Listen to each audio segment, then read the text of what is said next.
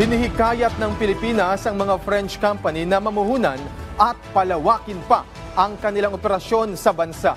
Sa ginanap na France-Philippines Business Forum sa Makati ngayong araw, sinabi ni DTI Secretary Cristina Roque na nakaalalay ang pamahalaan upang maging matagumpay ang kanilang pagnenegosyo. Aniya, mahalaga ang foreign investment sa Pilipinas dahil maliban sa nakapagbibigay ito ng malaking kita, ay nakalilika pa ito ng maraming trabaho para sa mga Pilipino. Dagdag pa ni Roque, isa sa mga dahilan para mahikayat ang mga foreign investor na maglagak ng puhunan sa bansa ay dahil sa mga kabataang manggagawa na may average age na 25 taong gulang at ang pagiging mahusay sa pagsasalita ng wikang Ingles. Binanggit din ng kalihim na ang Create More Act ay matuturing na game changer pagdating sa pamumuhunan sa bansa.